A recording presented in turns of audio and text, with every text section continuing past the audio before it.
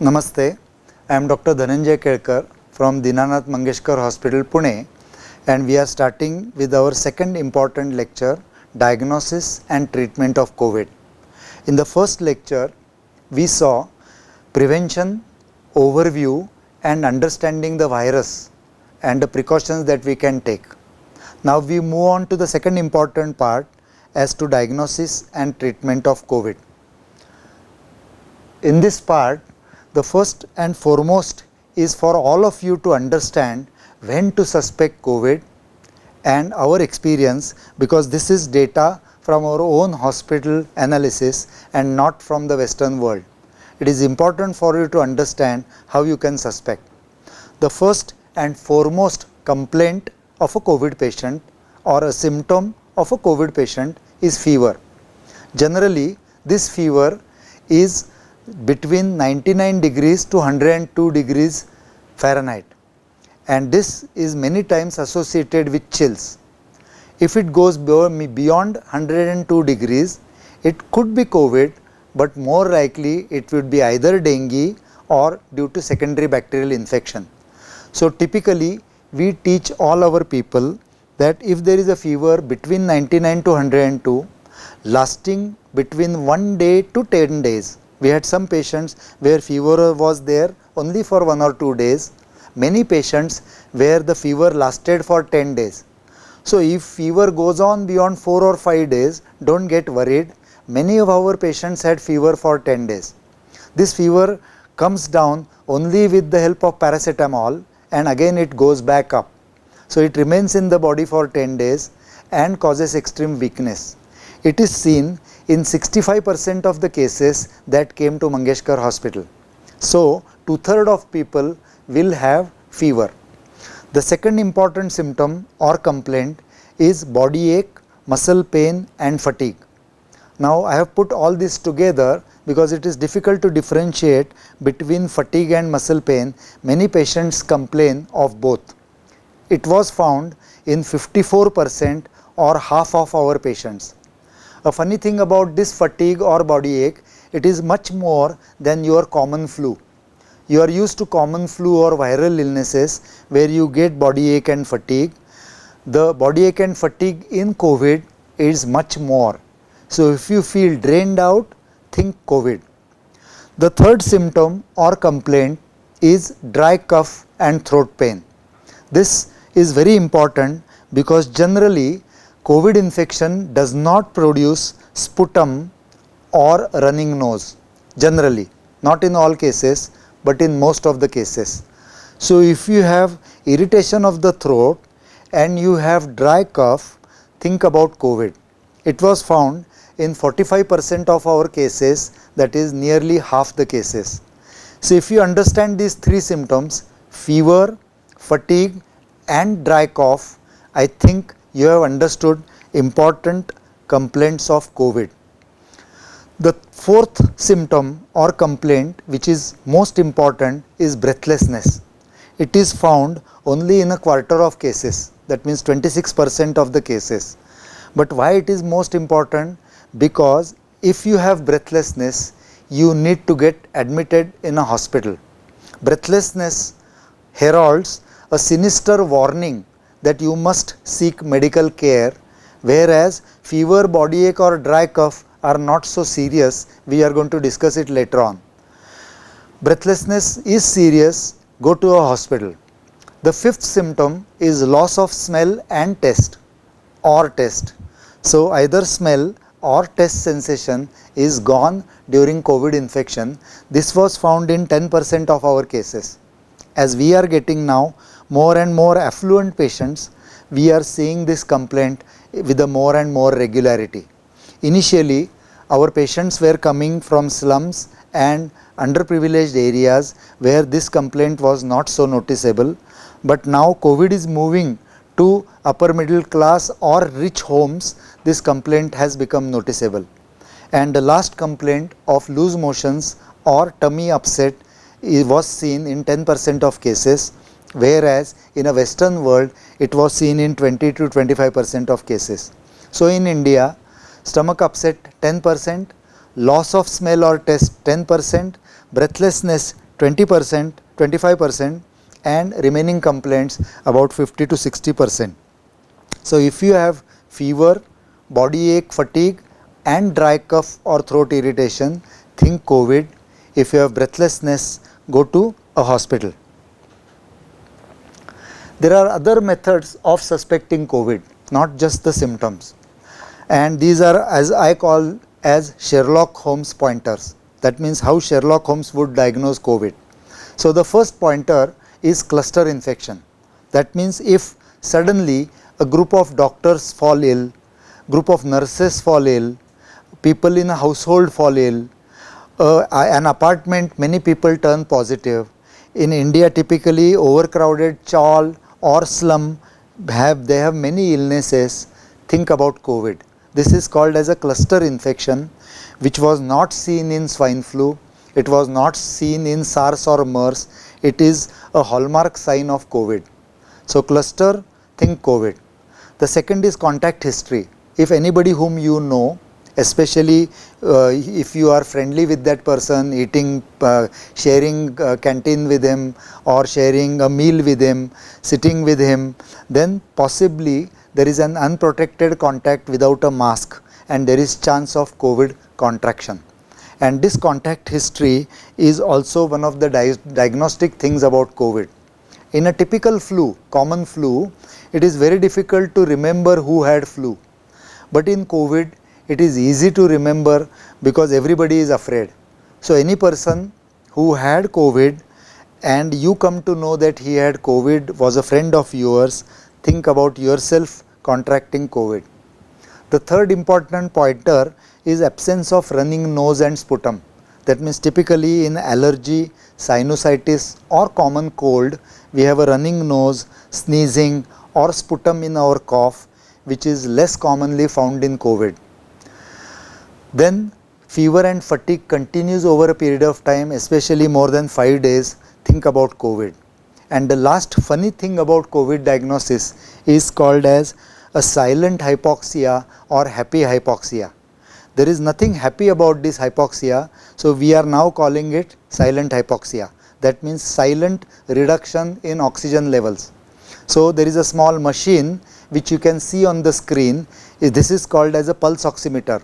By now you must have seen a photograph or information of this in newspapers, on television channels or on hospital notice boards. This machine costs between 1600 rupees to 2000 rupees. So any home which can afford 1500 rupees can buy this machine, and it shows oxygen saturation in your blood. Now in COVID infection, the oxygen saturation goes down and a normal looking person has oxygen saturation less than 94, which is a diagnostic sign of COVID. In the picture here you can see that on top there is 98% oxygen saturation and 78 is the pulse rate, that is the heart rate. So if the oxygen saturation goes below 94, think about COVID. We also do a walking test which I will discuss a little bit later on. We must understand the disease spectrum when we understand these symptoms. The most important being 81.5%, or I would say up to 81.5% of cases are asymptomatic or without complaints. That means these people never know that they had COVID. They are going around in the society working as doctors, policemen, grocery providers or drivers, or anybody who is sitting next to you could be an asymptomatic or complaintless COVID carrier. Since 81.5% is a very large number, it is very difficult to understand the spread of this infection in a community. That is why our politicians even today are saying that community transmission has not occurred. Now community transmission has occurred because more often than not we cannot trace contact of a COVID patient. That means you have a person who comes to the hospital with fever, with body ache, with less oxygen, and he cannot understand where he got it from. Obviously he got it from some asymptomatic carrier, and there are so many in the community by now that it is impossible to trace the contact. The second group is mild to moderate group, which is about 14%. These are the people who have fever, throat pain, less oxygen. They come to the hospital and they are admitted for few days and typically go home after 7 to 10 days. The third group we call is a severe group. This is seen in about 4.5% of COVID infections. This group is the one which is dangerous.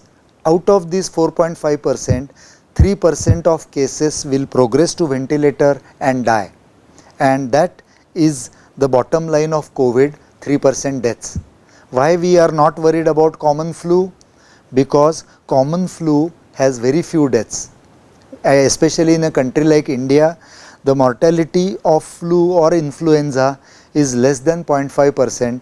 The mortality of COVID is 3% or more.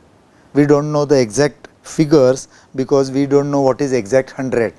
So all the statistics of COVID is slightly shaky because of this 81.5% asymptomatics, but the death statistics are final and true, and 3% of people all over the world are dying.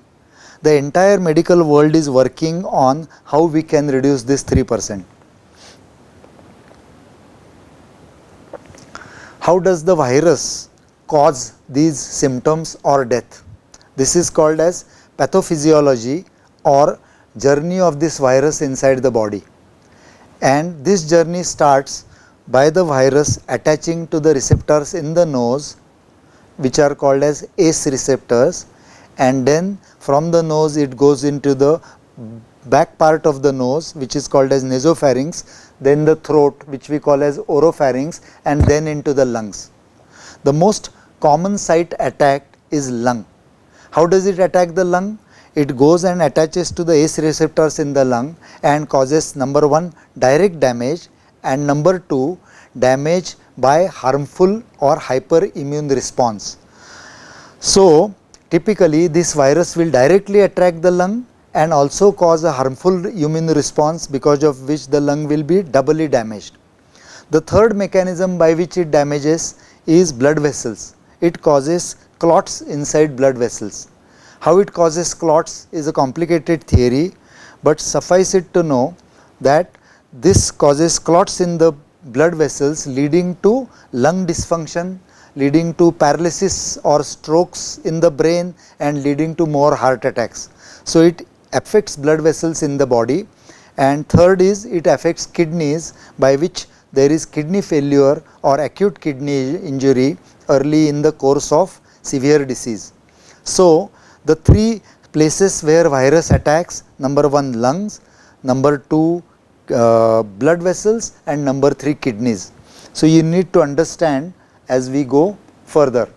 There are other extra pulmonary or extra lung manifestations, and you need to just know about them because they are less common.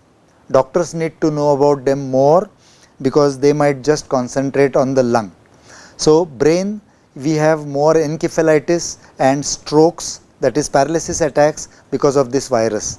There is kidney injury because of this virus. There is pancreatitis or swelling of the pancreas because of this virus. There is loose motions or intestinal infections because of this virus, and there are more heart attacks, myocarditis, that is inflammation of the heart, and failure of the heart because of this virus. So it attacks the entire body, but principally the lungs or our breathing system.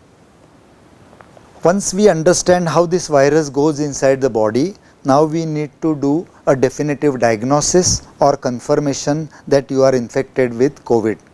This diagnosis is done by the most important test, which is called as a gold standard test or real-time PCR. Real-time PCR means RT, real-time polymerase chain reaction. Now this is a way in which the RNA strand is separated from this viral particle, and it is tested against an RNA strand of the control, and this test comes out positive. This is taken from the nasopharyngeal swab, and it can detect 65 out of 100 COVID infections. So this is not a foolproof test. So if you have 100 people with COVID, only 65 will show a positive swab, not 100, and that is the problem with this disease. The positive test is always true, that means it is 100% specific, it cannot go wrong.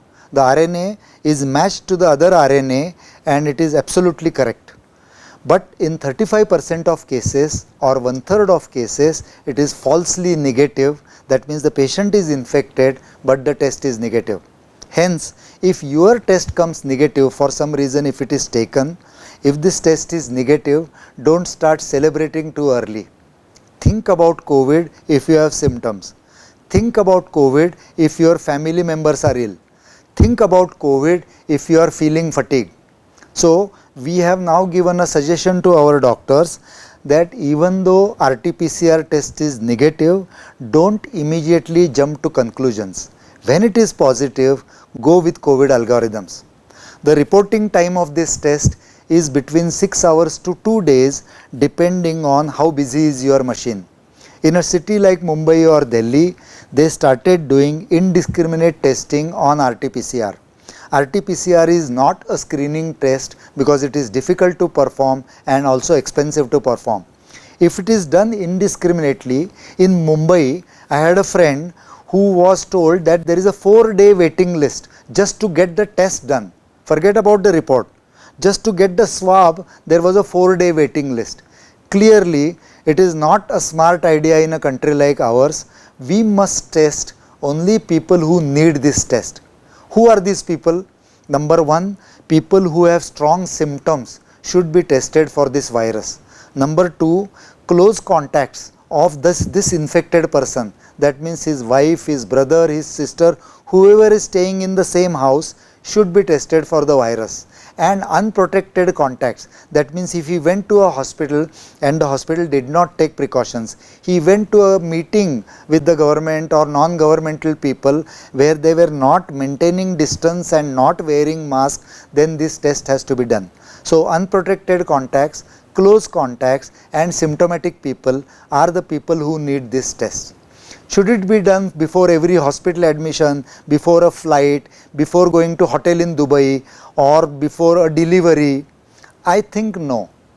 And I am going to discuss a little bit about why it should not be done. Number one is that this test is not sure shot or 100% correct. It is wrong in 1/3 of the cases. That means you have COVID, but it is not seen in 1/3 of cases. Number two, it is positive between 4th to 10th day of infection. Before that or after that, even though you have infection, it will not come positive.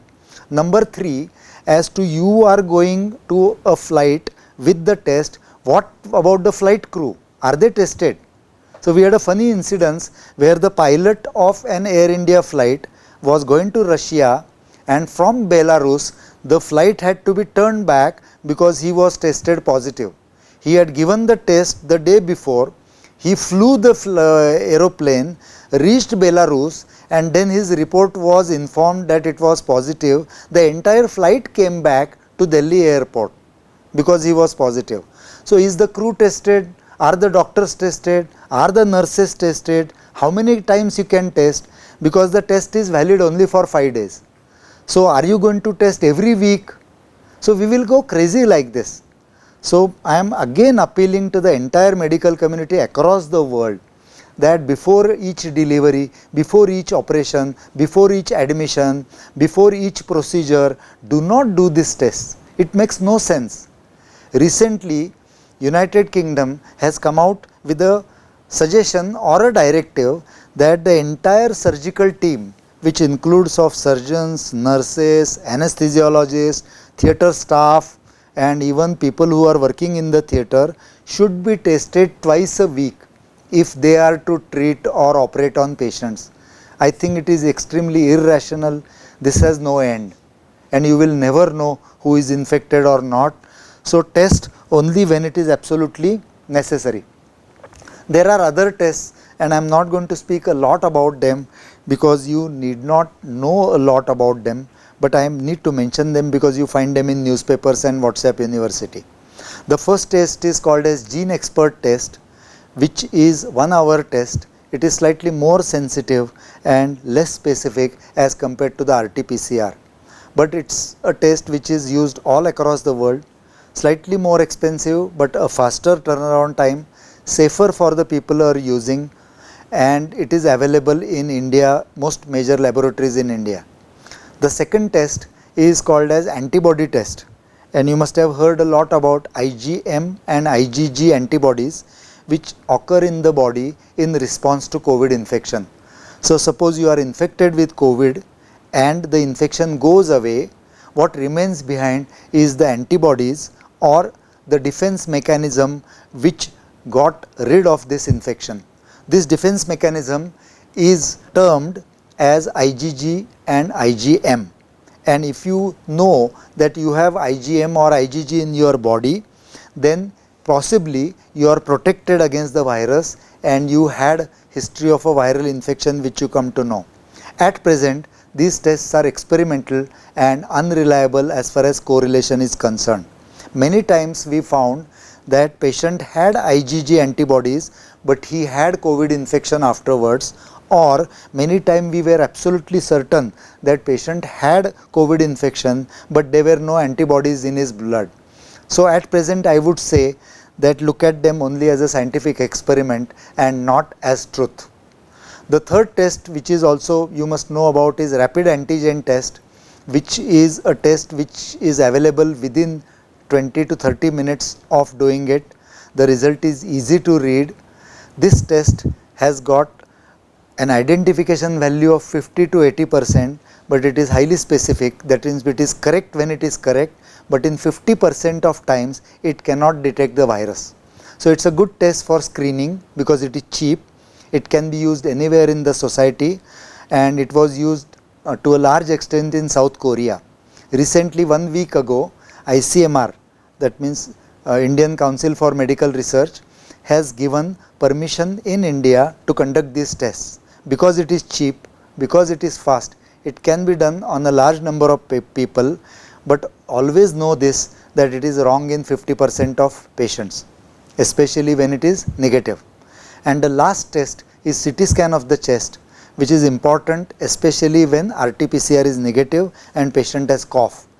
And when we do CT scan of chest, there are certain changes there which are seen only in COVID infection. They are seen in no other infection that we had seen before. So now we have a terminology of COVID CT scan chest, and it is a useful weapon in our armory. How do you assess risk as a COVID patient yourself? That means if you are at, you have contracted COVID, you want to know is there any risk, and that's a very important question, especially when we have started home isolation, because previously anybody who have even asymptomatic COVID, he was being admitted in the hospital. Now as there is increased spread of COVID, we are keeping patients who don't have complaints at home. When they are at home, they are always wondering as to when they should go to a hospital. So this is a simple risk assessment chart which I am going to discuss with you. So if you look at the screen, the first and foremost is pulse oximetry or oxygen per concentration, which is less than 94%. If oxygen concentration is below 94% on room air in a healthy person, it's a sign that you may need to consult a doctor immediately. You may get admitted, you may not get admitted, but you must consult a doctor. The second is called as a 3-minute walking test, where we ask a person to walk for 3 minutes, normal speed, not running around, not jogging, just normal 3 minutes walk, and again do pulse oximetry. If the saturation again goes below 94%, he needs immediate medical consultation. And the third simple sign is respiratory rate more than 25 per minute. Normally we are breathing 18 times per minute, 18 times per minute. So if you sit quietly and breathe normally, you are breathing 18 times a minute. If you are breathing more than 25 times a minute, you need to see a doctor. There are some other risk factors which are not related to COVID, but which are risky in presence of COVID. And these are, number one is obesity. That means if you are fat, there is a higher chance that COVID may not be kind to you. And we call it typically as body mass index of more than 30.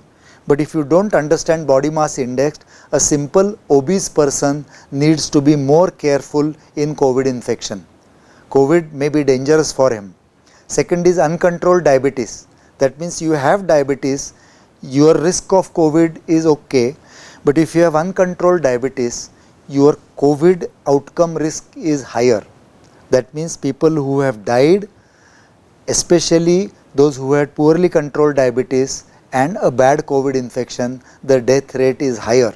So if you are a diabetic, please look at your diabetes control and get it improved immediately. If you have hypertension or heart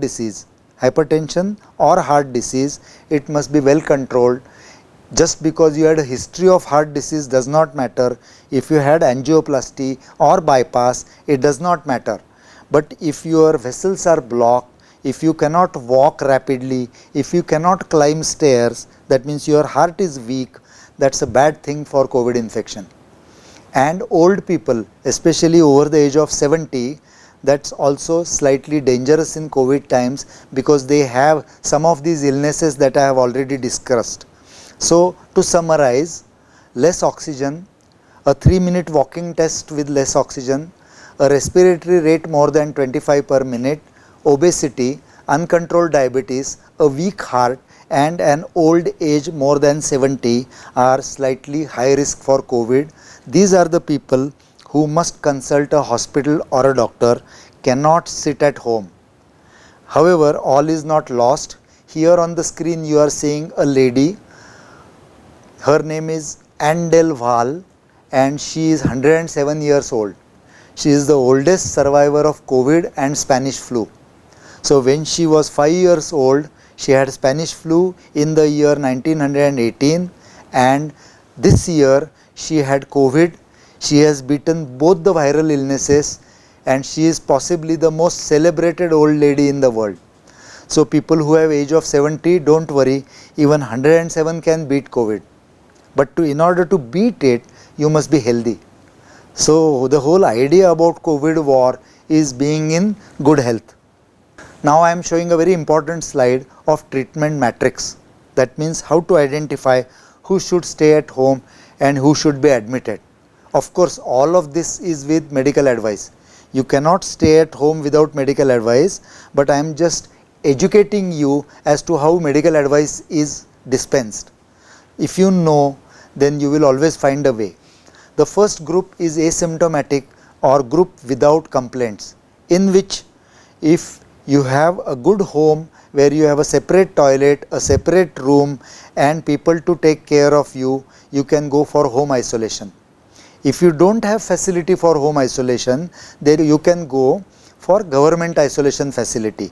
For example, in Pune, there is a facility in Balewadi, facility in Naidu Hospital, facility on Sanas ground and many other facilities. If you go to Pune Municipal Corporation site, you can see this government isolation facilities. They are good for you if you are asymptomatic or without complaints. The second is people who have mild complaints, mild fever, general body ache, fatigue. If you are healthy, again you can go for home isolation with medical advice. And if you have risk factors, as I have just described few minutes ago, then you need to be hospitalized, because if you have risk factors and you have mild symptoms, it is possible that it may become sinister and you need an intensive care unit. And when you need an intensive care unit, there may not be a bed there. So it is better that high risk people with mild to moderate symptoms are admitted across any hospital which has intensive care unit facility. The third group is breathless group, where the symptoms are moderate and you need oxygen. So you are either admitted to an oxygen bed or what is called as a high dependency unit, or if you have many risk factors, then to an intensive care unit. So you need expert attention and expert monitoring.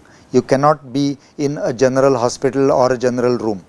And the last group, which is severe group, which I call as a hurricane group, which is absolutely bad, and they come to the intensive care unit or ventilator directly. So these patients should be rushed to an intensive care unit and should not travel from hospital to hospital. Before you look at this treatment matrix, what should be done is that you must call the hospital and check that there is a bed. If you are breathless, there must be an intensive care unit bed. If you are not breathless, there must be a hospital bed, and if you are asymptomatic, you need a doctor. So you need to check for three things. For asymptomatics, a good doctor. For breathless people, an high dependency unit on an oxygen bed, and people with severe presentation, an intensive care or a ventilated bed. Without availability of these beds, please don't reach a hospital. It's a very harrowing and mind traumatic experience. You will never forget this trauma. Don't go as if they are waiting for you. All the hospitals are getting filled up with COVID patients. So please call the hospital before you reach there.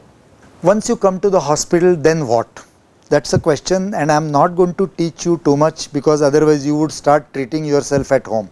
But I am going to give you a rough idea about what we are using and especially what we don't want to use, because there are a lot of misconceptions about glamorous or expensive medicines. So my principal purpose of telling you about hospitalization and medicines is to take the glamour out of these medications.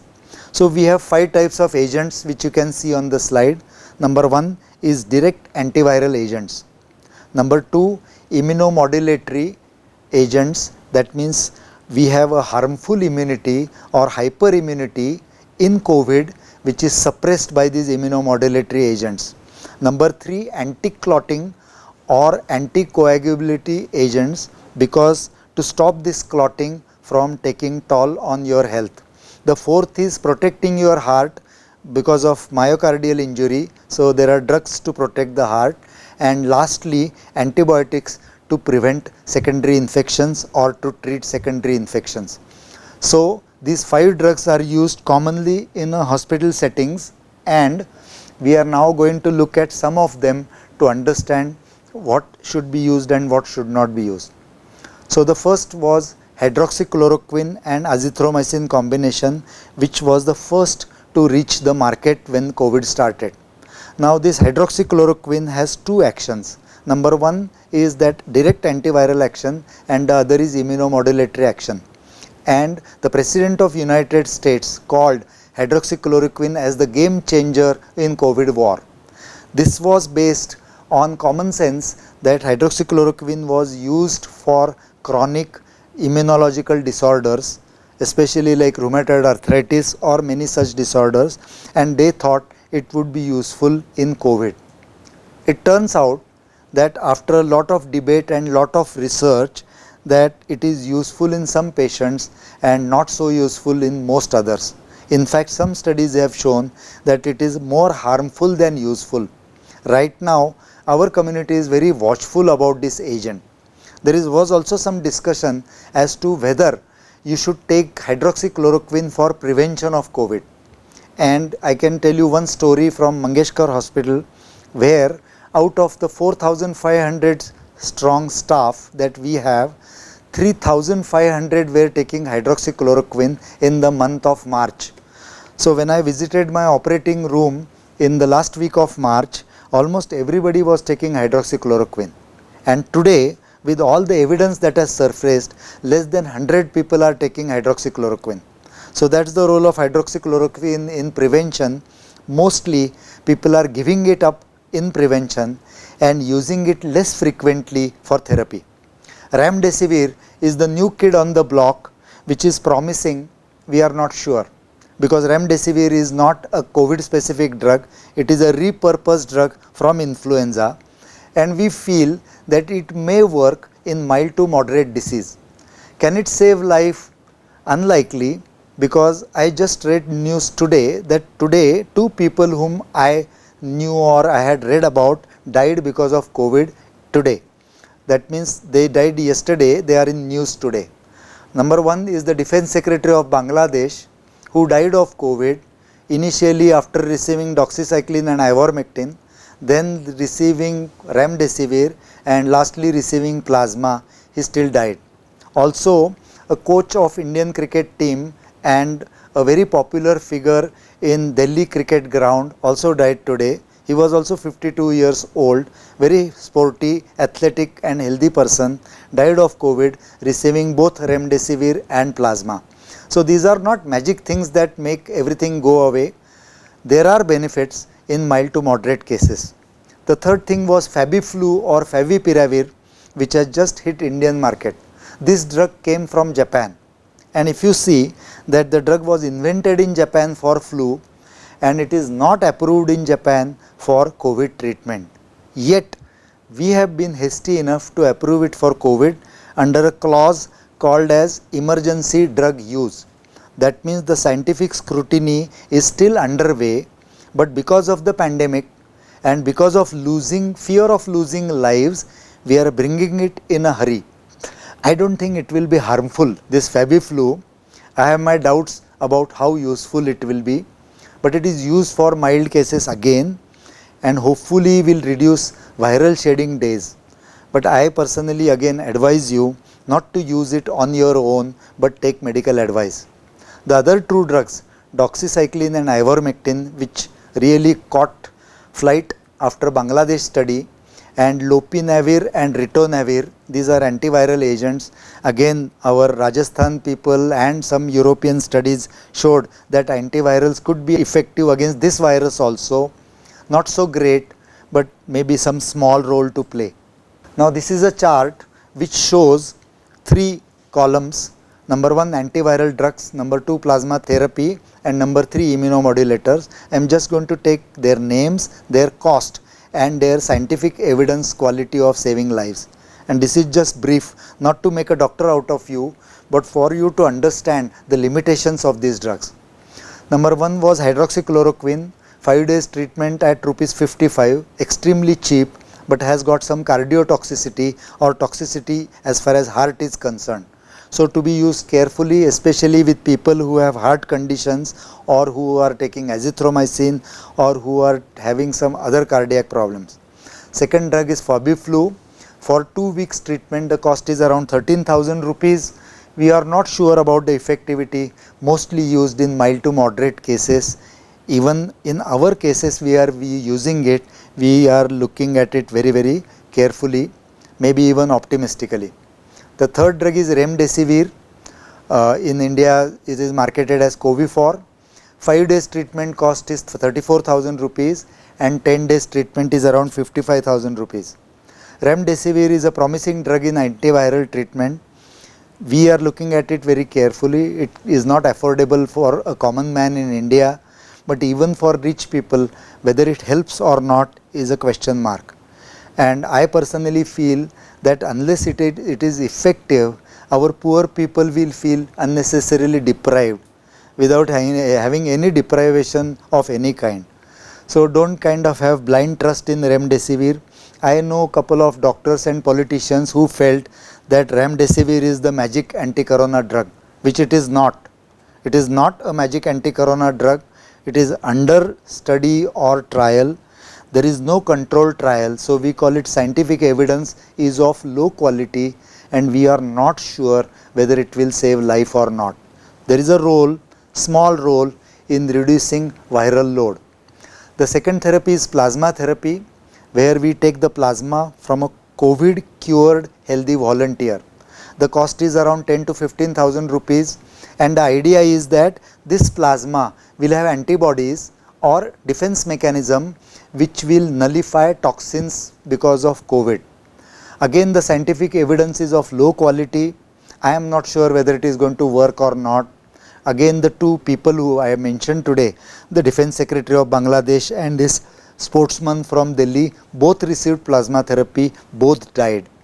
If you see recently that the talk about plasma therapy is slowly dying down, I have a feeling it will not last in the days to come.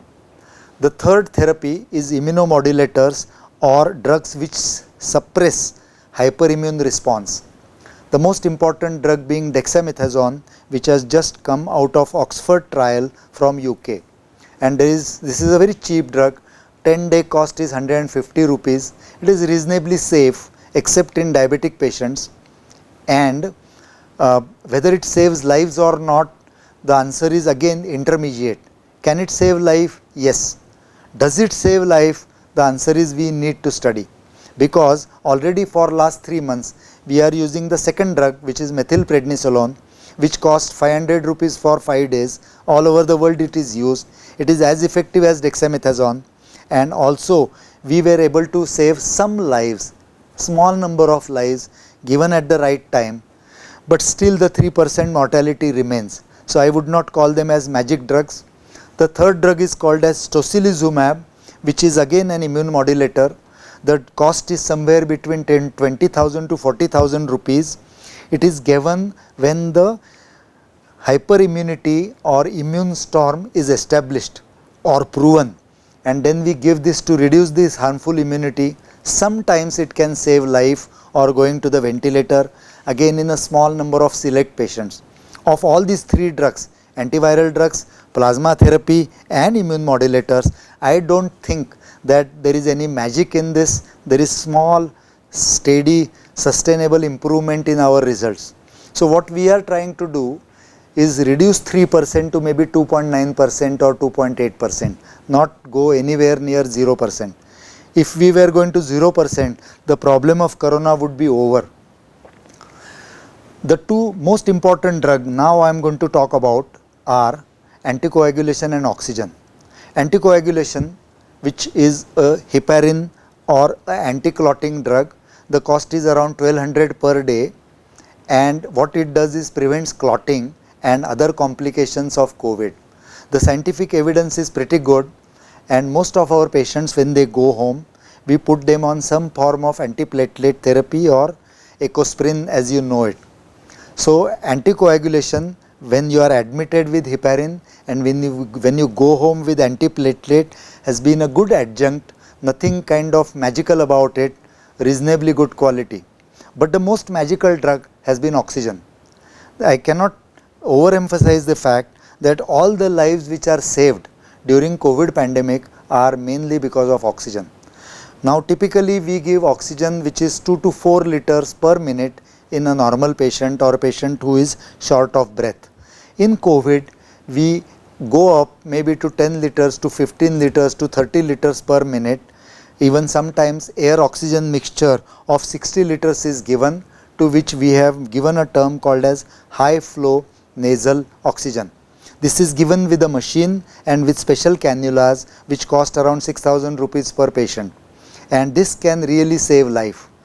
Ventilator has not been so good to save life as much as this nasal oxygen. So slowly we are moving away from invasive ventilation and trying to go more towards high flow nasal oxygen. The scientific evidence is highest, and the highest number of lives have been saved because of oxygen therapy. So possibly the drug which is all around you is the most effective drug for COVID. So to summarize, there is no magic drug in COVID. Antivirals are used in mild to moderate cases only. Mechanically ventilated patients have a high fatality or death rate. Around 70% patients who go on ventilator die. So the medical fraternity focuses on severe cases to stop progress towards going towards ventilator, and for which we are using antivirals and immunomodulators and in selected cases plasma therapy. But the greatest benefit is seen from lying down on your tummy, what we called as proning. So instead of lying on your back, you lie on your abdomen, and high flow nasal oxygen. So possibly that is the main weapon today in fight against COVID. Coming to the last advertising section of our pathis, that is allopathy advertising, homeopathy advertising and Ayurveda advertising.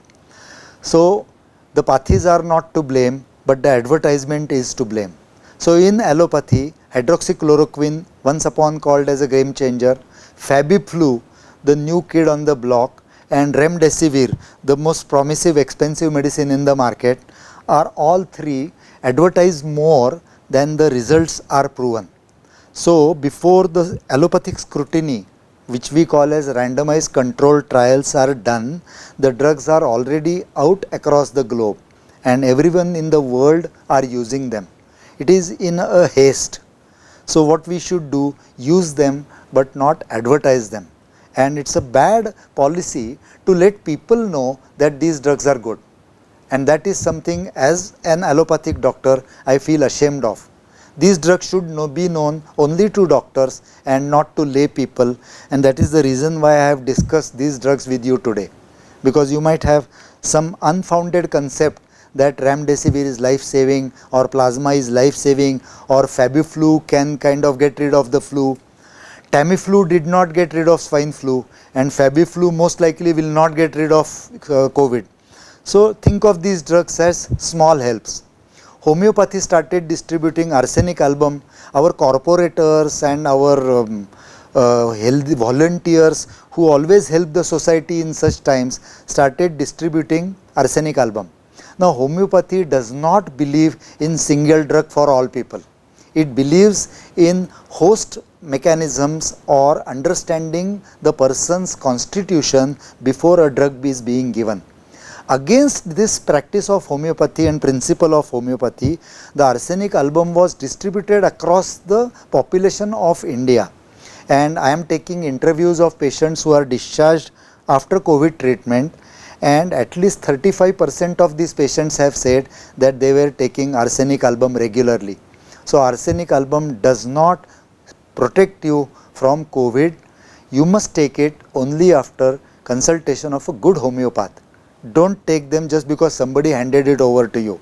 Similarly, the Coronil, which was made famous because of Ramdev, Swami Ramdev, is also something which is advertised before it is used.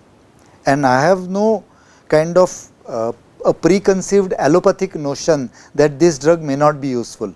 It may be useful, it may not be useful. But without a scientific trial to prove that it is working in COVID patient, it should not hit the market. That's very dangerous for all pathies. So I am not against any of these pathies, Ayurveda, homeopathy, allopathy, but advertising before proving is a bad way, and we all should desist from going on this path. So we are coming to the end of part 2. I have given you a rough idea about how to suspect COVID, how to test for COVID, how COVID is treated, which drugs are useful, that there is no magic pill other than oxygen, and that don't fall prey to advertisements which are telling you that something is going to save you from COVID. What is really going to save you is good knowledge, good health and good practices. Thank you.